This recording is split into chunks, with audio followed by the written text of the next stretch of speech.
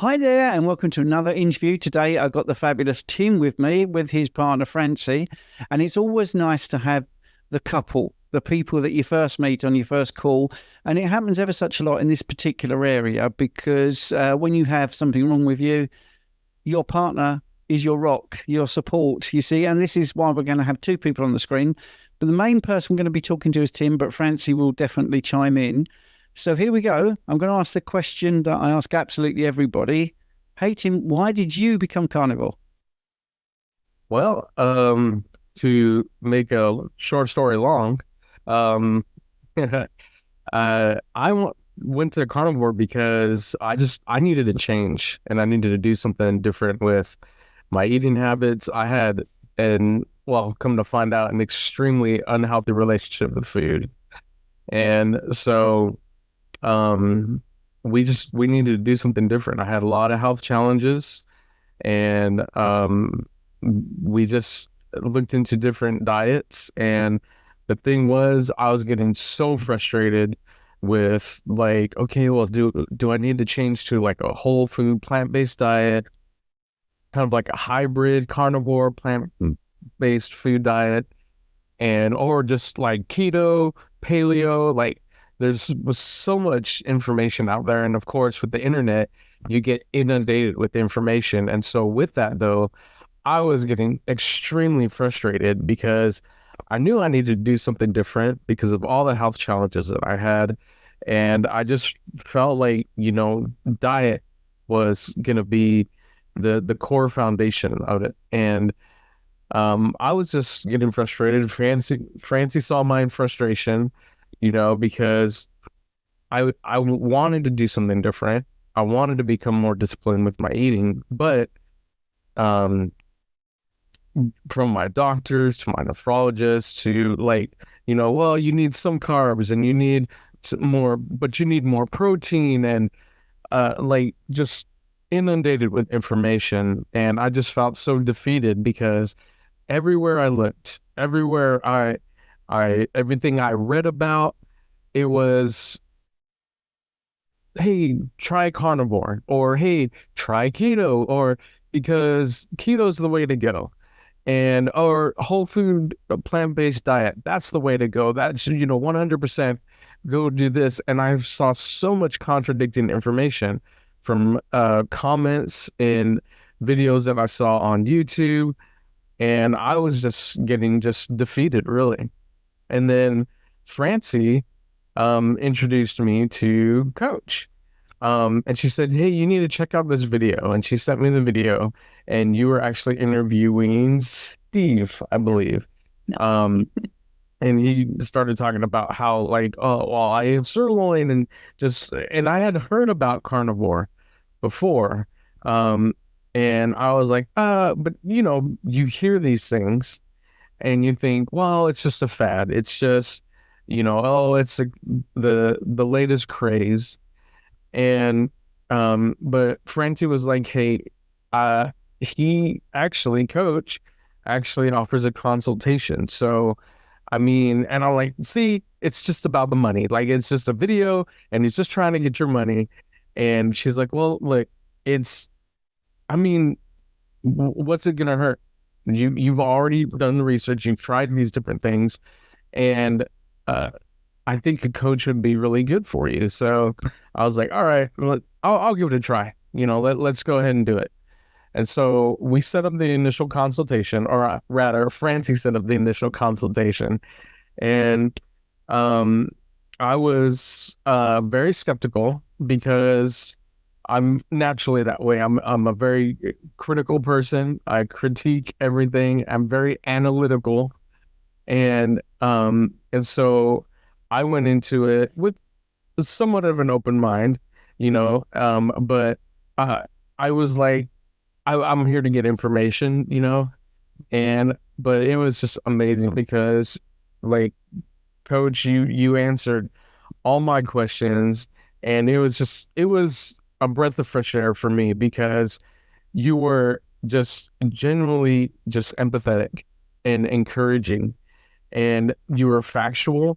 Like, okay, this guy knows his stuff, and the things that you were sharing with me. And like you put to bed a lot of the reservations that I had about going into this diet. And really that was just the biggest plus for us, is because you brought clarity to something that was just so confusing with all the information out there. And really it was just the kind, genuine, empathetic, and compassionate way in which you presented everything. And I was telling Francie, like, I felt like he saw me and not just an opportunity to get someone, to pay money or do this or buy into this program or something. That, like, I just felt like you saw me, and that spoke volumes to me. And so I felt so encouraged after our initial consultation. And so we started doing the carnivore diet, and man, it's been a ride since. That's brilliant. Thank you. And I got a bit choked up then. Sorry. So you came to me with stage 5 kidney disease. And I have to make that clear, because looking at you, you're a picture of health. Peritoneal dialysis, and on the transplant list. And Francie was very bothered about doing the right thing. You were very bothered about doing the right thing. And like you say, we went through a protocol. And can you remember what you told me after when we did our first sort of follow-up, how you were feeling, the weight you lost and all this sort of stuff? Oh, man. So our first follow-up happened about a week after the initial consultation call, right? So I jumped on board a couple days before our initial consultation. So I had cheated as far as starting the diet, and but I started seeing an immediate difference.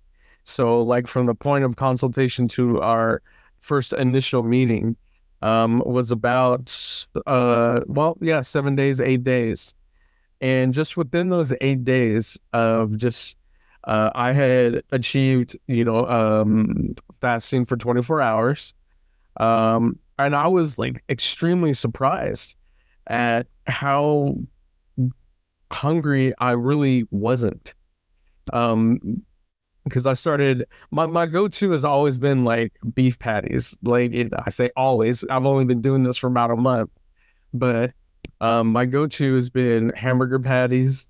And so, but I really enjoy just a good hamburger. And I started eating just like once a day, and I'm like, okay, in fact, I actually like had to message coach and message you because of the weight loss happening as well.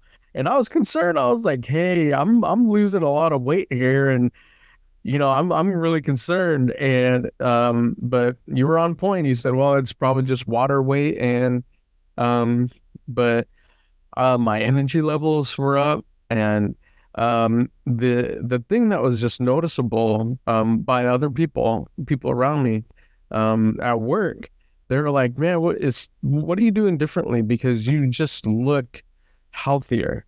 Now, mind you, part of what the driver of making this change was, I had gotten very sick at the beginning of July, and I was had like a really bad head cold. In fact, I had sinusitis, laryngitis, pneumonia, and then my ears had clogged up. And so that had lasted for about 4 weeks, and I was just miserable. And Francie was actually, during that time, she was actually away on a missions trip in Uganda.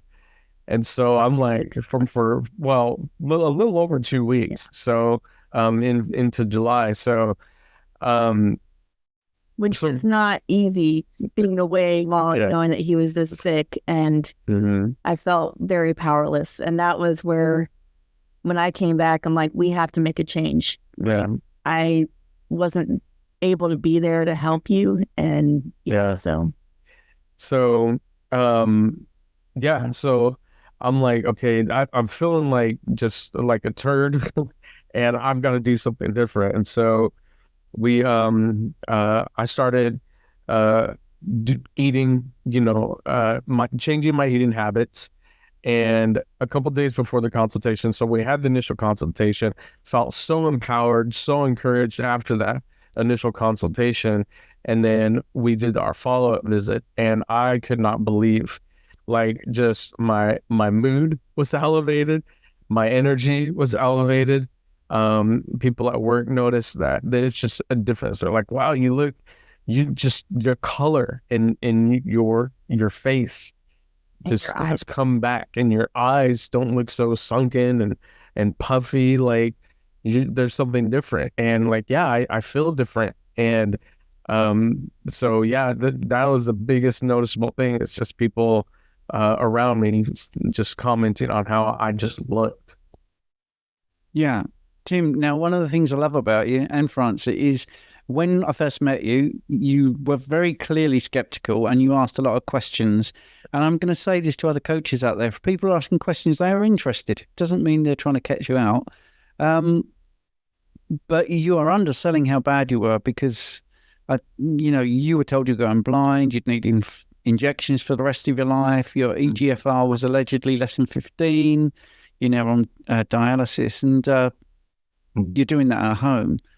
So could you just tell us a little bit about, for instance, is it easier to sleep now because the dialysis, for people that don't know, peritoneal dialysis, you do at home and do it while you sleep. Has there been changes in that? It has been easier to sleep. So to kind of touch on the history, so I was actually diagnosed with diabetes when I was 16. And so and I remember that initial meeting with the doctor, because they sit you down and they say, okay, well, first let's go over medical history or family history, and so who in your family, has diabetes, if anyone? And I was like, well, which side? And he goes, oh, okay, well, and so I started explaining the medical history. My mom had diabetes, her mom had diabetes. On my dad's side, his mom had diabetes.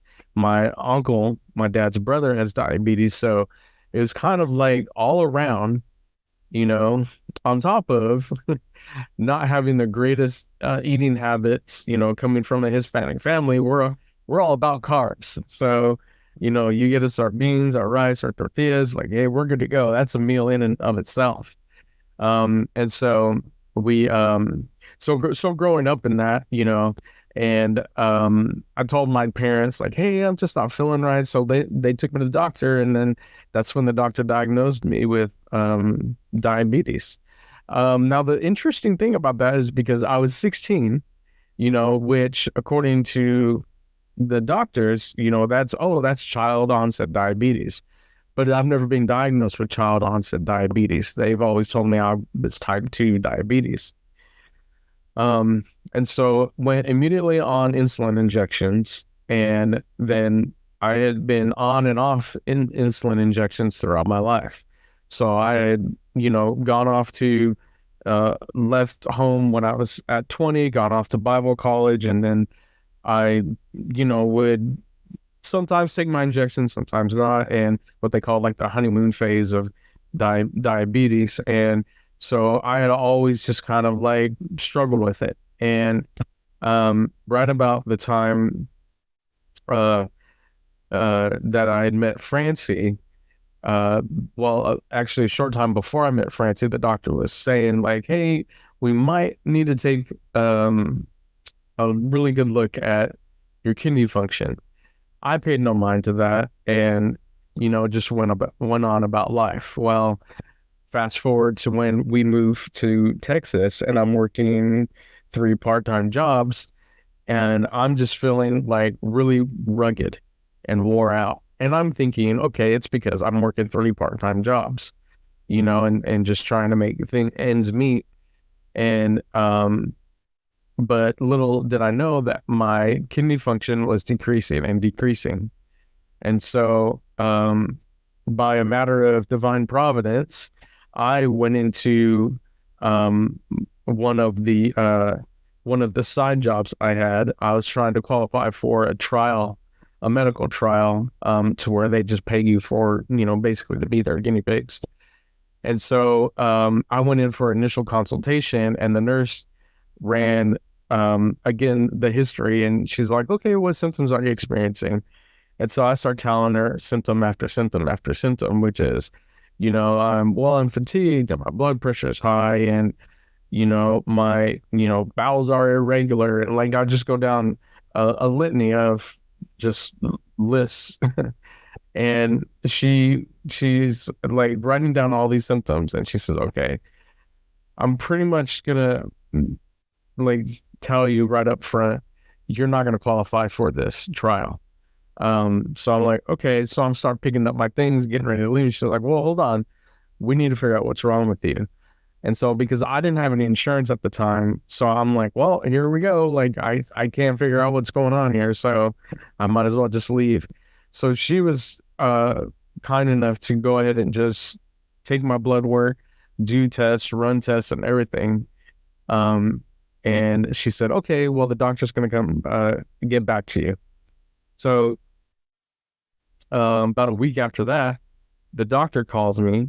I'm on my way to night school, and she says, okay, Mr. Hernandez, yeah, this is them, and confirm the information and everything. And so she said, okay, what are you doing right now? And I told her, I was like, well, I'm heading to night school. And she says, okay, I need you to stop, and I need you to go to the ER right now. Okay, like I can't do that. What do you mean I go to the ER? And she said, your numbers are just off the chart here. By all that I see, you're in stage 5 or stage 4, if not end stage renal disease. And that just like floored me, because I was very familiar with the term, because my mom had actually passed away from complications due to kidney failure. And so I was like, whoa, wait a minute.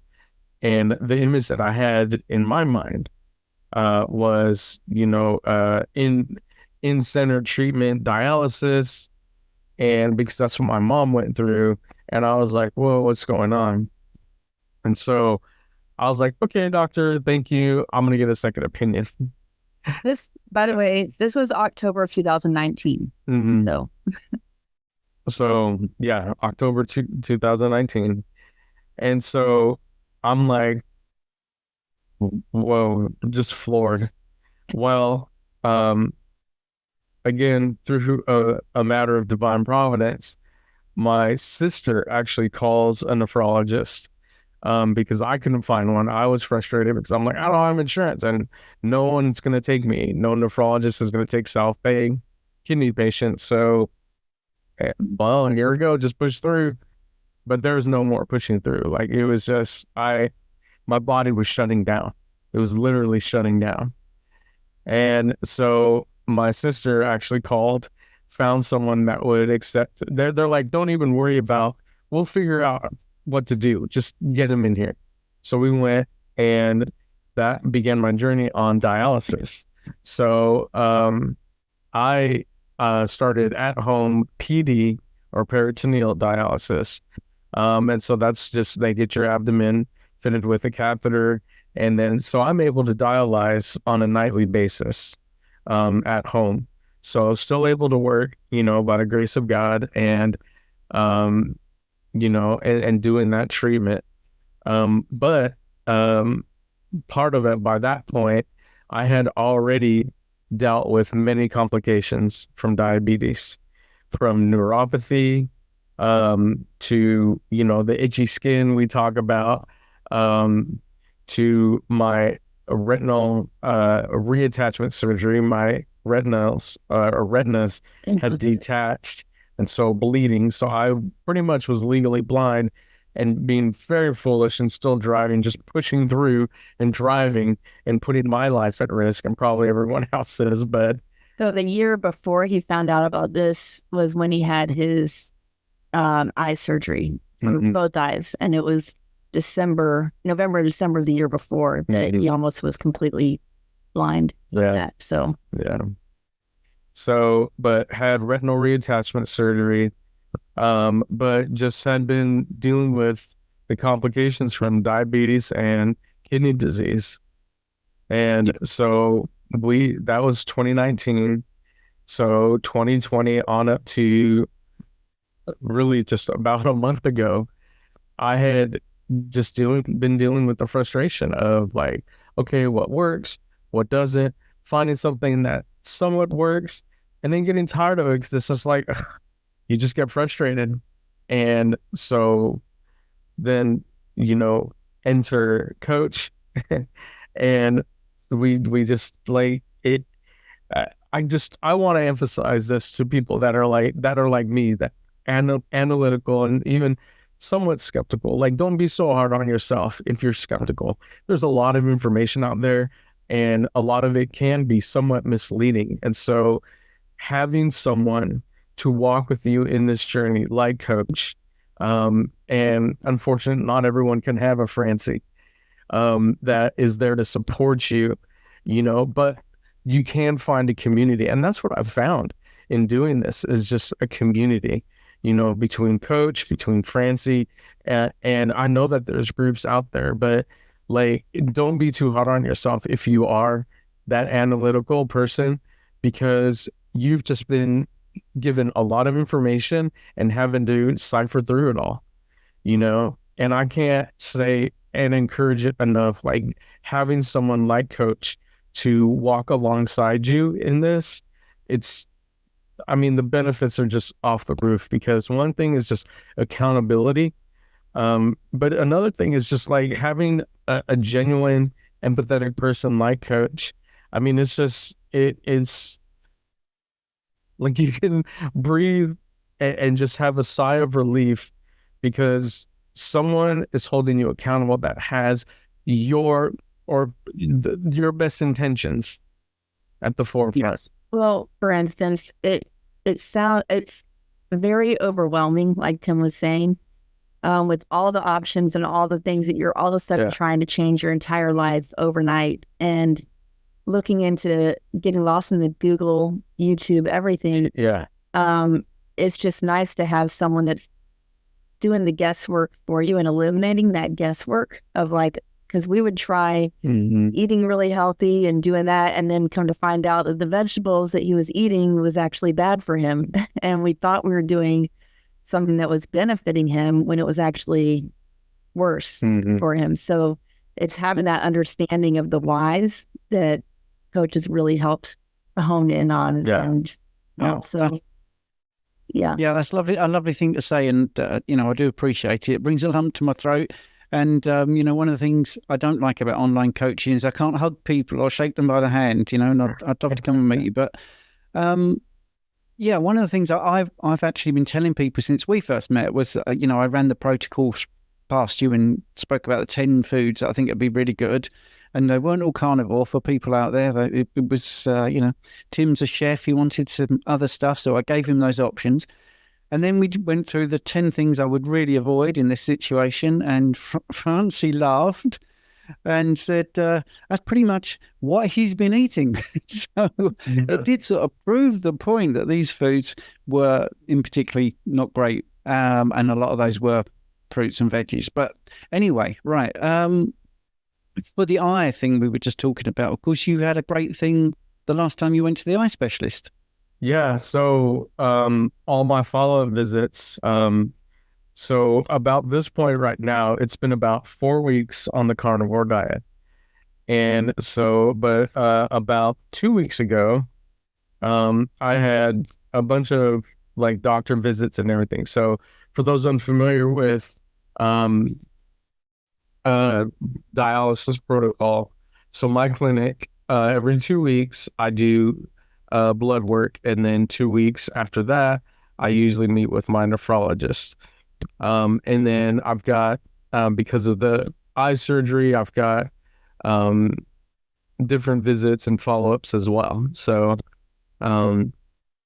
so the eye doctor visit was amazing. I go into the doctor and, they do their usual workup, dilate my eyes, do a retinal scan, and then I go and sit in the chair and wait for the doctor. So he comes in and takes a look. He's got this little magnifying glass, and he looks at each of my retinas, and he's all like, man, looks great. And mind you, it had been about a year since I had seen him last. And so I would get injections just about every 6 months to a year apart, depending on how my eyes were. And because of inflammation in the back of the eye. And so he looks and he's like, oh, great. And he looks over to his aide and he says, okay, so when was the last time he was in? And it's been a year, doctor. And he's like, wow, really, a year? Okay, well, let's make it another year. And I'm like, okay, no injections? He's like, no, you don't need any injections. So I was like, this is awesome. So, yeah. So I would be getting an injection. So like literally a needle in my eye well, it started every 3 months and then it went on to 6 months. And 6 months was pretty much about the regular. And so I thought for sure I was going to need an injection because it had actually been 12 months. It had been a year. And I was shocked when he said, like, no, everything looks good. I love, what's going on. And hey, whatever you're doing, keep doing. So I was like, okay, cool. So yeah. And honestly, like blood pressure plays a great role in that. And that's one of the things that has been affected by the diet is just my blood pressure is starting to normalize now. I've even got, I've gained a more sensitivity to my blood pressure medication. And actually right before I started the diet, my nephrologist had prescribed about 4 more blood pressure medications. So because my blood pressure just would not come down. Part of it was a medication from when I had gotten sick, in July. But still, like even before then, like they were concerned, like, man, you're not normalizing your blood pressure. Like we've got to do something about it. So she had just before the diet prescribed 4 additional medications. And I have not had to take any of those additional medications. In fact, one of the things is amlodipine that I take along with another blood pressure medication, but I've actually had to kind of wean off the amlodipine because it's been dropping so much. And so I've gotten a greater sensitivity to my blood pressure medication. As far as the diabetes goes, that's an awesome story as well, because the diet has really controlled the blood sugar levels. Like like Coach said, I would eat, I was surprised to see that I could actually eat some fruit, and, just with the carnivore diet. And so I've been enjoying that. And so just focusing on those 10 foods that, hey, are really good for you, I can eat. And I've noticed that, well, wait a minute, like I'm not hitting these blood sugar spikes. Like what's going on? And I've actually had to wean off of Januvia because of the drops. Like I've had a lot of low blood sugar events, and I haven't been able to do that for a long time confidently. I've gone off of diabetic medication just because I'm tired of this. I don't want to do this anymore. And it was detrimental to me. Like my blood sugar levels would just spike. But now, like with the diet, and with what I'm eating and the disciplines, I'm actually seeing a lot more low blood sugar events. So much so that I'm actually having to wean off of the Januvia. So yeah, it's amazing. Yeah, Tim, and it's just shining through the screen. And I can remember when I first met you, you are a different person without a shadow of a doubt. And it's amazing. I just want to mention one last thing, because when people do this way of eating, yes, we've talked about some amazing things there, but also there's some low-level things. For instance, you had some nodes, some things in your lower back you mentioned, and the doctor said you're going to have those forever. And what happened there? Well, with the weight loss, I'm half the man I used to be. So, I'm actually, so right about the time that I started the diet, I was weighing in right around 200, so for those unfamiliar with the peritoneal dialysis, you've got about 2.2, um, Kilograms. yeah, fluid. So I've got a last fill. And so with that, I would always kind of hover around 200. And so, but like in a matter of 3 weeks, so in total now, I'm holding steady at like 168. So in total, I've lost, basically 25 pounds. Actually 30, close to 30 pounds. And so In less than a month. in less than a month. Yeah. And so that was the thing that was shocking. Like I said earlier, I actually messaged coach and was just like, is this normal? Like, I'm freaking out here, because the weight was just dropping, and I'm like, I'm not that hungry. And, and it's just like, and, but it was awesome, man. And so I started dropping the weight, and, I started noticing just different things. One thing I noticed is that I had, like, in my lower back these nodes, and when I was in my 20s, I went to a doctor about it, and he's like, well, you've just got tumors. And I was like, wait, what? I've got tumors? And he's like, well, we call them that. It's not like a cancerous tumor. You just got fat nodes in your back, and so they've always just been there, and they're about, some about this size, about the size of my fist and in my back. And I just woke up one day and I was telling Francie, I was like, wait a minute, like those nodes that used to be so big, like some of them are completely gone or just have grown or decreased in size so much that they're about like the size of, I want to say, some like a peanut or some like a walnut. And I was like, oh my gosh. And like, it's really helped my back out. My back is not as stiff as it used to be. And stiffness, inflammation. Well, I was noticing, like, just before I started the diet in the mornings, I would start waking up and I'd have to like do this exercise with my hands because they're so stiff, and I'm thinking, okay, well, I'm over 45 now. It's just, this is just life, and I'm just getting older, and this is what it is. But I noticed one morning, I was telling Francie, I just woke up and stretched, and I was like, look, it's like, what? And I'm like, this is amazing. Like, I'm not, no stiffness. Like, I'm not like, effort trying to, move my hands. Like, it was like with ease, right in the morning, first thing in the morning. And I was like, oh my gosh, this is amazing. And so. And that was within the first like week. Yeah. First week. Yeah. Yeah. And amazing. Yeah. Yeah. Just amazing. Just amazing. Well, Tim, I'm so glad, and Francie said, so glad that you agreed to do an interview so early on in your journey.